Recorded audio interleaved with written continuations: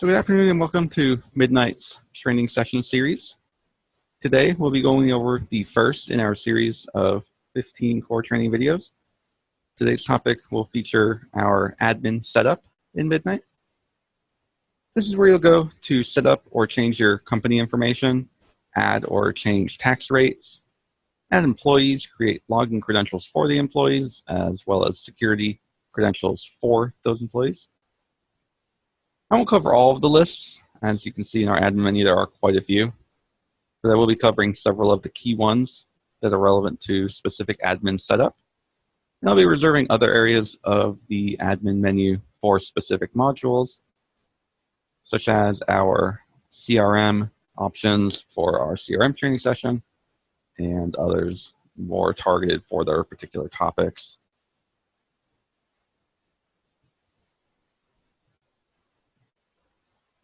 So this is the admin menu, accessible by clicking the gear button on the upper right of your screen.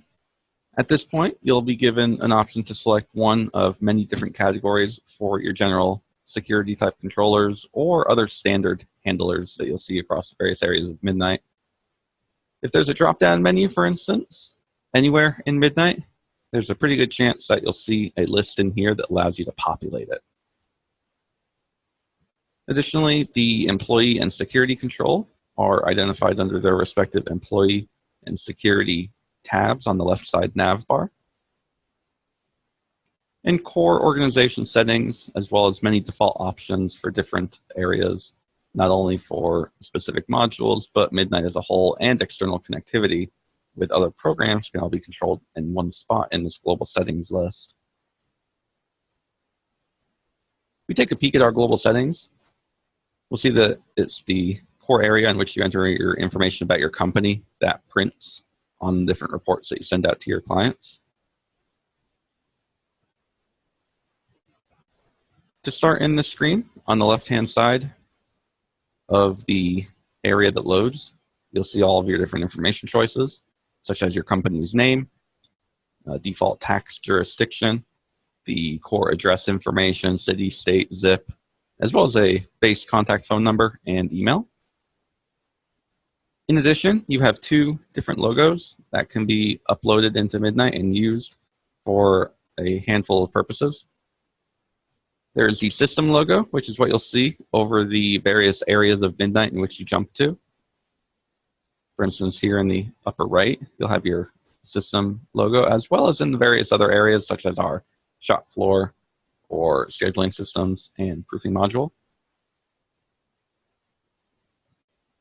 Additionally, you have a reports logo. The report logo is what displays on any of the reports that display a logo and is referenced based on the company that's being utilized. You can create new companies.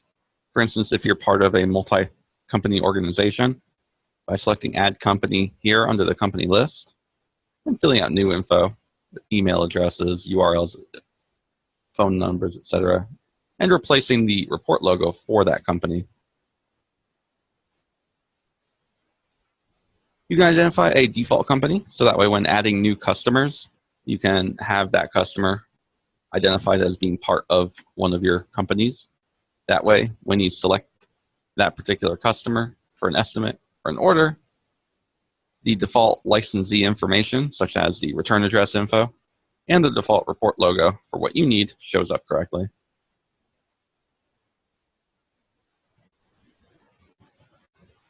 On the right-hand side of this list, you'll see under the default company choice, the accounting integration button. This, when clicked, brings up a short menu within a pop-up that you can use to select which accounting program it is that you use, exporting data out of Midnight and then into for all of your accounting transaction purposes. We have quite a few built in already, such as currently updated QuickBooks, QuickBooks Online, as well as other Sage software, and some others that you may or may not find useful depending on what your accounting program is.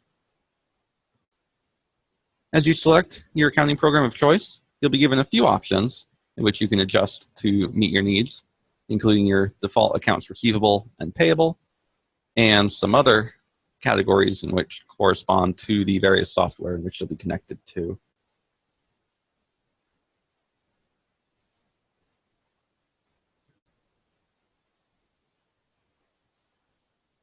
Next, you'll see the Edit Order Number option. This box, when checked, allows the user to change the automatically assigned order number that's generated through Midnight. The order number can be alphanumeric, and the new number will always appear on the invoice and the work order for that order. An example for changing the order number is if you were to set up templates or template jobs. You can precede the order number with the letter T, for instance, to make searching for template orders a little easier. Through a security module, you can turn this off on a security type by security type basis. But this button here is simply the enabler to turn the field on or off as a whole.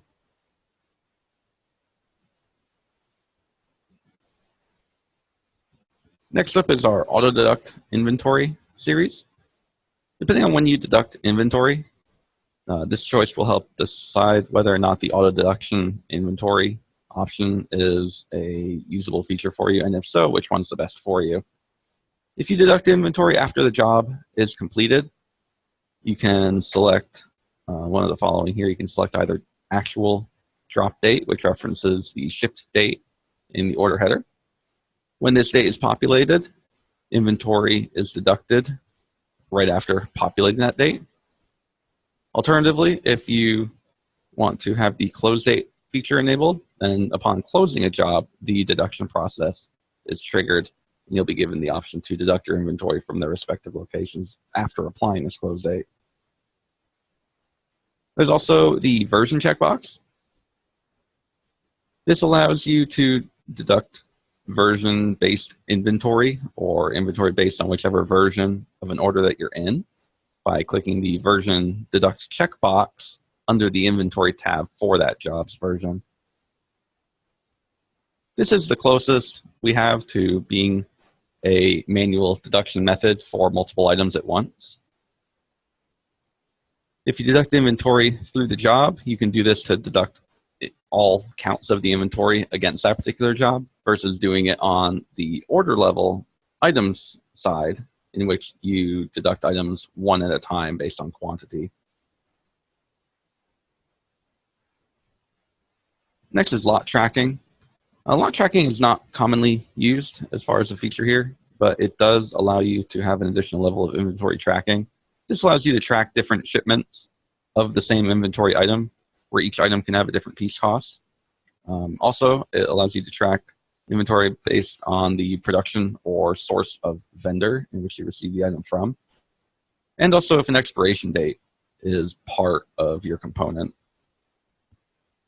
The lot tracking option that you pick here determines what kind of inventory is going to be pulled in terms of its time frame as of when it was entered into the system, being a first in, first out, or last in, first out system, as well as an average cost referencing the expenses of the item itself. If you don't plan on using the lot tracking feature, simply leaving the no lot tracking button checked will make it so that way your inventory deduction process is not made any more complex. Finally, in this window, the display total services and tax on estimates and orders and display CPM on estimates and orders are simple features that allow you to see your calculated costs for your jobs and your estimates without having to open up a report such as a quote or an invoice to see. This displays on the far right side of the estimates and orders themselves and is there for convenience in that you don't have to open up your additional documentation. However, when you do this, you will have to be aware that the CPM does not include the tax, while the total services and tax does.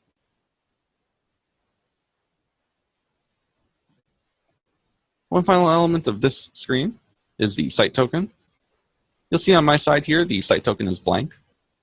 What this site token refers to is the specific connectivity between Midnight and alternative programs.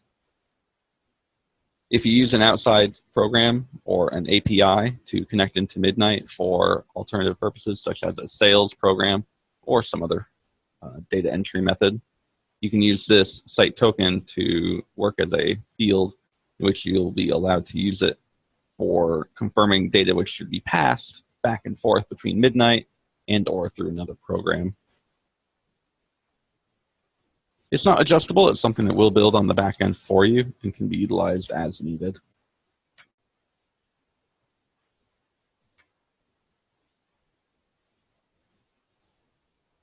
There are a couple of other core areas in here we'll take a look at. We'll skip over some of these module-specific options and take a look at our systems list.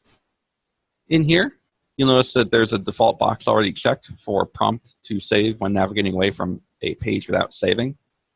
What this means is that if you make a change to something, say an estimate or an order, if you attempt to leave the page either by clicking out through another tab or by clicking the X to close out of Chrome entirely, a pop-up will appear asking if you're sure you want to leave without saving your changes. Again, this by default is enabled and can be turned off if need be.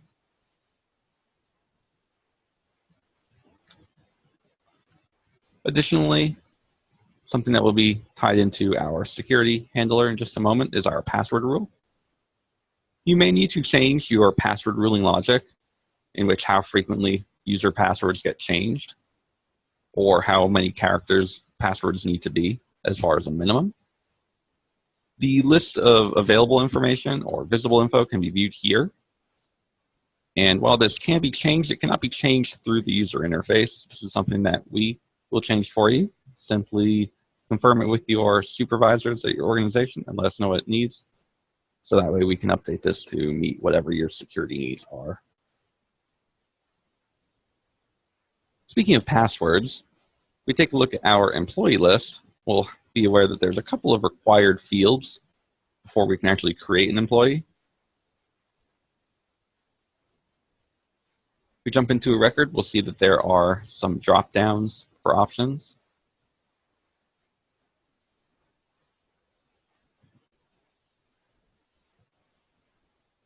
The core drop-downs that are mandatory to be already set before you can confirm an employee are the departments list and a shift. These are controlled under the department and under the shift admin only options. Under department, this is where you can list the various departments that exist within your company. Most of the search screens in the admin list you'll see are laid out pretty much the same way. At the top, you've got a search field to filter out your existing data. And to the right of the core data, you have a few additional columns, such as the active status, in which checked equals active and unchecked equals inactive. You also have an edit button, which you can click, allowing you to change data, such as either deactivating a row or modifying the name at which you see. And you can either click the Save Disk to commit that change, or click the Cancel button to not commit the change that you just made. Additionally, as you fill out data in the upper line, if you need to remove any search options that you've typed in, you can click the Clear button to clear your filter of all available data. Being aware that this does clear everything, including any defaults provided by our system, such as the active status equal yes. Thus, we've opened up view of a job costing department in this case, which wasn't there before. To add a new case, you can take advantage of the bottom row, in which you can fill out the name of something new in which you would like to add.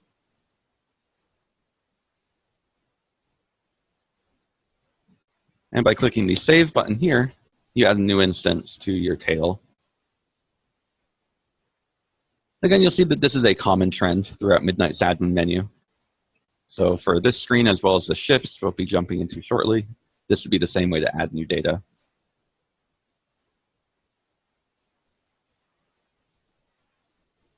Now in the shifts, while you can use this to add new lines of information, creating a new shift as itself requires clicking under the Select Shift option, the Add choice. Under here, you can plug in some core information such as the description of your shift or the name of the shift, where in which the shift or staff on said shift would be operating under normal circumstances, and a general start time and ending time.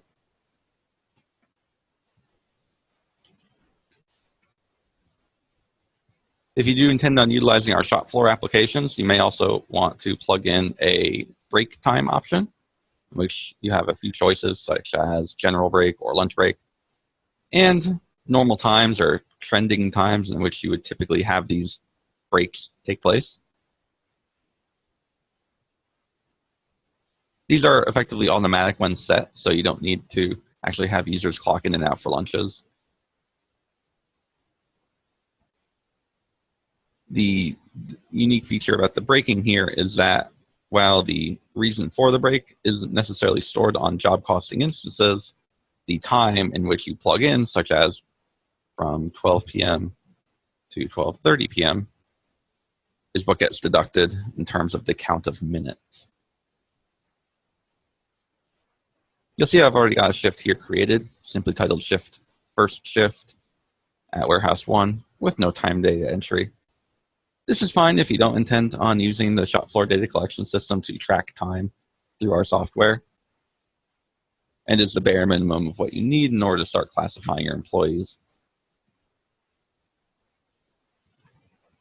In addition, before you create an employee, you may want to take a closer look at our security list. In here is where you can set up the permissions in which your users have within Midnight. You can look at the create role list in order to see all the existing security roles that are pre-built into the system or have since been built since your acquisition of our system. And under the create role right is where you handle the module-based permissions within each different security role. To modify the security permissions of a particular role, you start by selecting the security role itself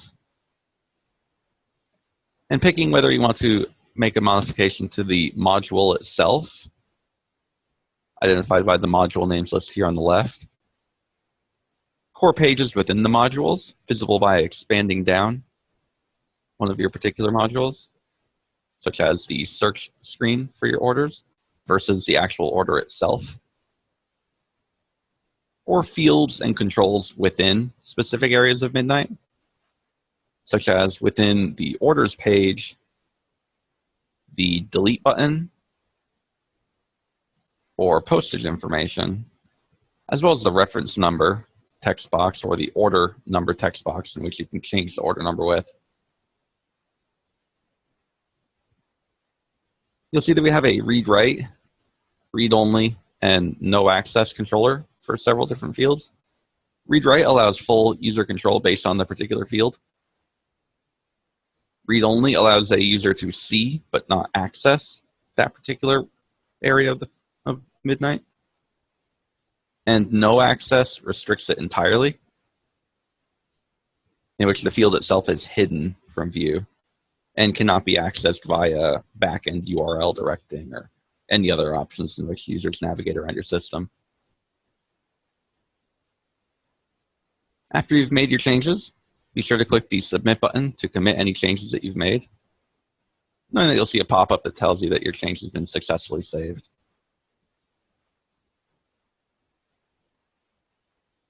Now back in the employees list, the employee search screen here shows all of your active employees. If you want to do a search for inactive employees, be sure to change the active column from checked to unchecked. Change it to show whoever you have either since no longer have working for you as far as your staff goes, or any other reasons in which inactive employees might exist. Now, if you notice, there are quite a few columns in here versus the other screens in which there have only been one, possibly two columns. If you click the column header name, you can change search and sort methods based on whether or not search filters exist within your searching and sorting criteria.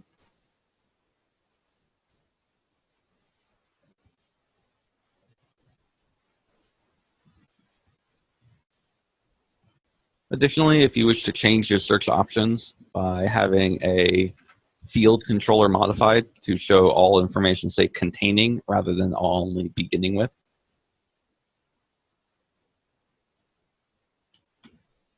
You can put a % symbol in front, and this returns any data that contains whatever it is that you type in for your search criteria.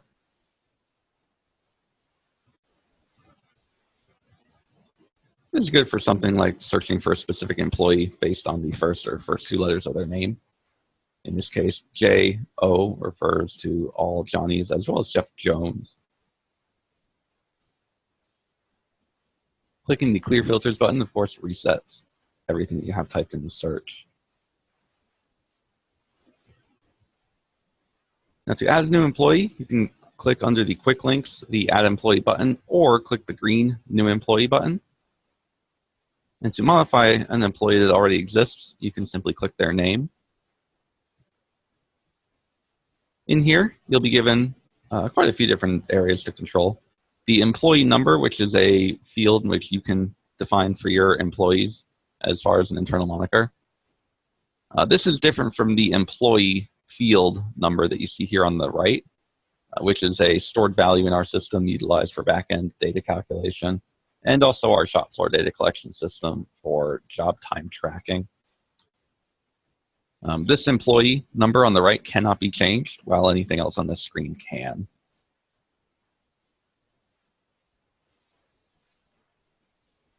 As you proceed down through your list of different options that you've got, you can make sure that the active checkbox is checked to have your employee actually active and be selectable or visible in the various areas of Midnight. You can define your mandatory fields for department and shift.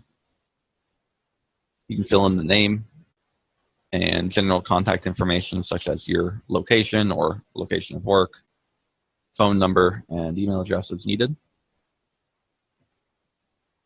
Do be aware that the work email that you have here is what will be listed on any reports that get sent out of Midnight. So be sure that this one is populated, as other logic in our system is derived based on this. The business address will default always to what you have under the company settings within your organization when you're creating a new employee, as just a time saver. So you can make sure to list your employees as working at the correct spot based on having your company set up correctly.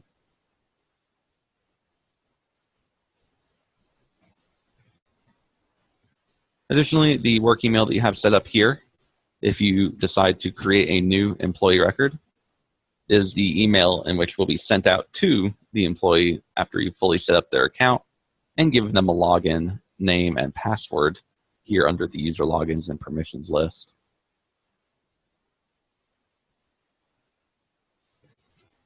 The roles category here is a controller in which you can define where the name of this particular employee account will show up in the various areas of Midnight. For instance, if you have an employee that works in the warehouse, for example, you obviously would not want the CSR or sales rep options checked. This makes it so they don't appear in drop-down menus within estimates or orders, as they wouldn't have any reason to anyway.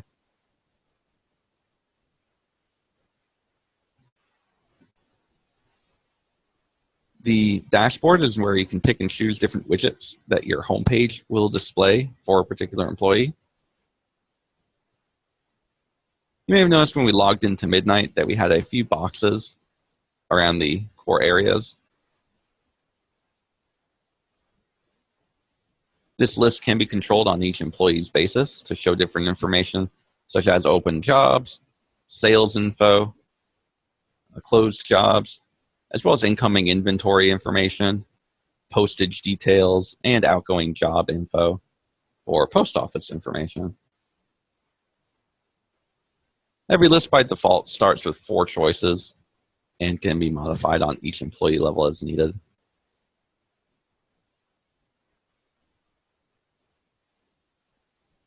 If you have a logo in which you do not want to display, if you have a widget in which you do not want to display, then under the dashboard, you can make sure to fill it out in such a way where you check the selected widgets and remove them. Alternatively, you can check the available widgets. You can click Add to put them on the selected widget side. And you can click to rearrange the widgets in terms of order of display going in order of 1 being the upper left choice, 2 being the upper right choice, 3 being the lower left, 4 being the lower right, and so on.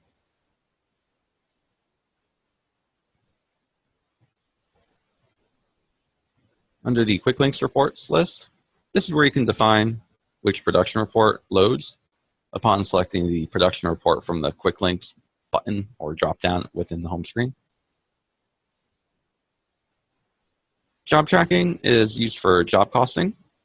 Within our job costing module and shop floor application, anytime that you have a user being logged as far as having worked on a particular task or a particular job, or just simply being clocked in and clocked out, we'll have their rates identified here, as well as all of their shop floor based permissions, such as how many jobs they can be in and what their shop floor login code is, can all be defined here on the right. If you are using the shop floor app, you can limit how many jobs the user can be logged into at one time, with 1 as the minimum. You can also note if they're a temporary employee. And if you want to track all of their time on payroll, you can select the kiosk time clock required checkbox. This makes it so before they can log time against a particular job, they have to be clocked in first. Finally, the user login and permissions list is where you can define more of the core login level information for a user. In here, you can create the username for a particular user and fill out the password, noting that you must have at least 6 characters and 1 non-alphanumeric character. You can also carry in the time zone offset, which allows you to fully update for job costing records when a user is logging in or out based on whatever time zone they're in reference to your location. You can also take advantage of our security features to make it so that way if your employee is identified as a sales rep, within the customer list, orders list, or estimates list, only this sales rep account's information will be made visible, preventing other users or other sales reps from being able to see information that's not part of their account. In the bottom list here, you can click a security role to define for this particular user. And after completing all of your changes, you can click the Save and Close to commit the record, knowing that if you wish to email your user when the change has been made, you can make sure this box is checked before clicking Save and Close to have an email dispatched out of our system.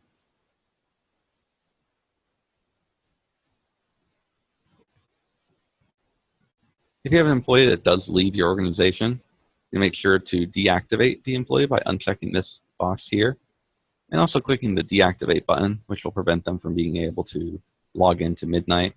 As it is a web-based program and users can log in from anywhere as long as they have an internet connection.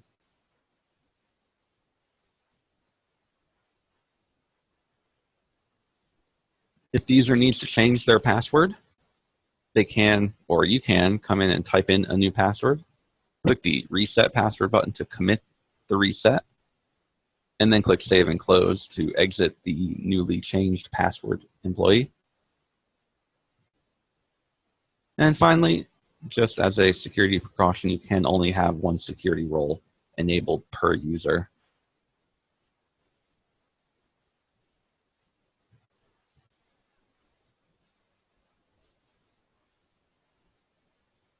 Next core area we'll look at here is under our estimate/orders list. In here, you can define your tax code information as well as your tax jurisdictions and exemptions for your company. We'll take a look at the other lists in here on the targeted modules for their training sessions. In here to start, we have the tax codes. This is where you'll define the different tax codes and tax rates that you charge when applying tax. The data entered in here should match what you have set up in your accounting system. And you can have multiple tax codes, especially if you have different tax rates for each city, county, state, or other elements that your customer may be in as far as tax region. It can be a little tricky, but this setup is dependent on how you need to report and pay your sales tax. Note that you have the naming convention set up to match in Midnight as to what may exist in your accounting system, and that your GLIDs or other category-based choices are properly set based on your tax details. The tax jurisdictions list is where you can combine one or more tax codes into a single instance and then have an assignable value for your customers' estimates or orders.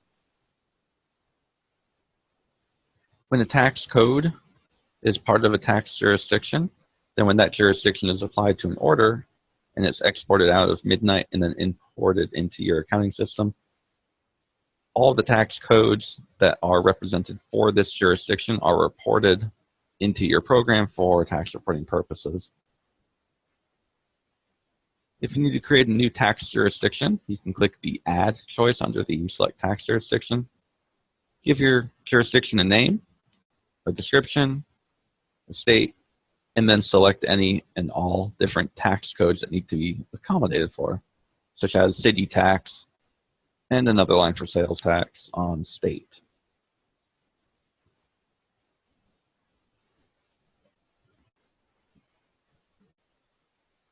The tax exemptions are not very common as far as it's set up in Midnight. This function exists so that you can accommodate any service tax exemptions that your client may have. These exemptions are defined on a service-by-service basis. An example would be if you have a taxable customer and they are exempt from paying tax on a normally taxable service. To accommodate this, you'll need to create a tax exemption for that service and associate that particular exemption to the particular code based on the service itself. After the exemption is created, you'll also need to tie it to the customer in your CRM module. This is a little different from the general customer that would be exempt from all taxes, in which case you could simply leave the taxable checkbox unchecked in their record, or check it and have a tax jurisdiction for exempt created. Certain programs like QuickBooks do have a difference in terms of how tax is calculated based on a tax-exempt customer versus a non-taxable customer. If a customer is exempt from tax, then you'll want to log that data by having a jurisdiction called exempt applied to your customer records. If they're non-taxable, simply have a customer record marked as not taxable.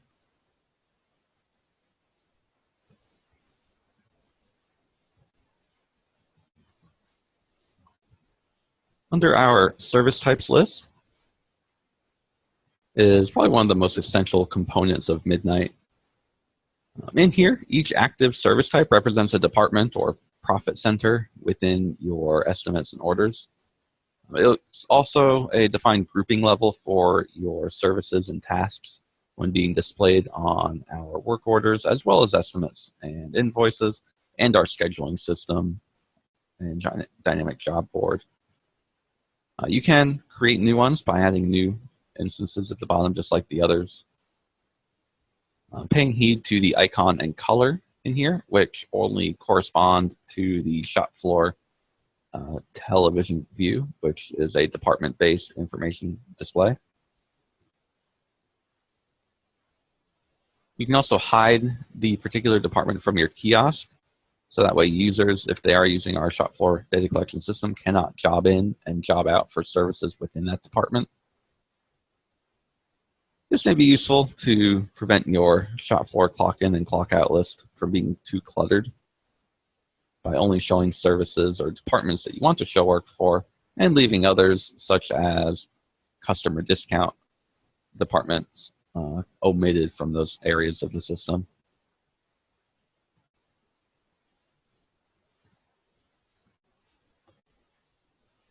Finally, the sort option is the order in which you see the service types listed in your estimates and order screen, as well as on your job floor or shop floor view.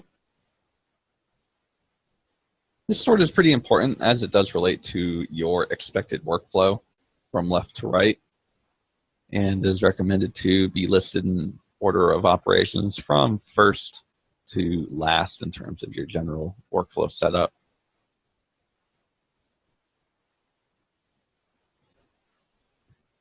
Take a peek at the estimates. We'll be able to see that our first three, for instance, will be marketing, data, and prep, and our last one will be buyout. We can take a quick peek here and just see the effect in which what we've got listed so far. Marketing, data, and prep are our first three departments, and our final department before postage information is buyout.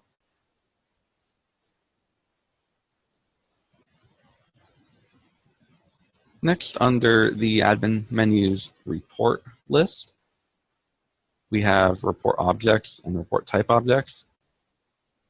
You can make reports appear virtually anywhere in the system. The ability to define where they appear is based on the existence of a report type object, while the reports themselves are listed on the report objects list.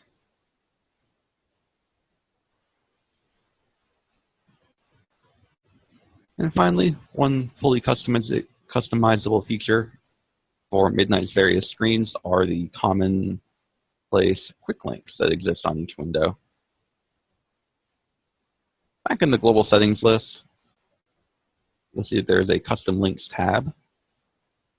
Within the custom links, you can set up a link or available option within the drop-down menu to be based on either an internal, external link or otherwise report out of our own system, with a name, a location in which it would appear, being a core module, and then a page within the module, as well as a command for what it is that you're trying to load out.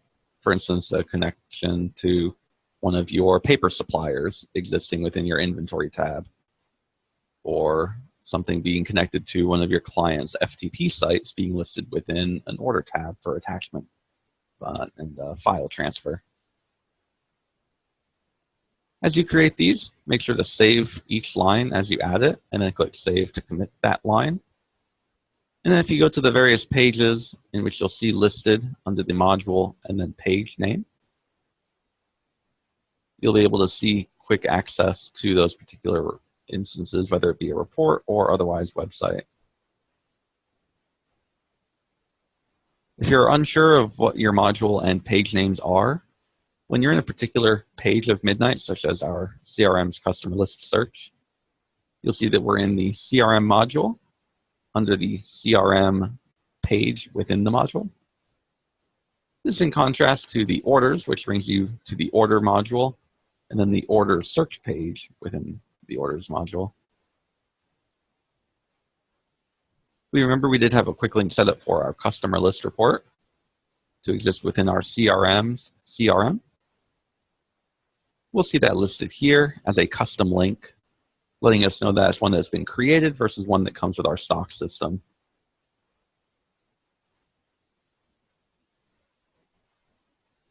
That covers pretty much all of the core areas of Midnight's administrative setup. There are a few other things that we can take a peek at, such as the options to edit our own profile by giving ourselves a different username, password, and uploading a picture for our account, which appears at the top of every Midnight page, as well as quick access to the release notes and facts of Midnight, giving you information as to what's been changed in recent updates, and some tips in terms of general information of how to more expeditiously use our system.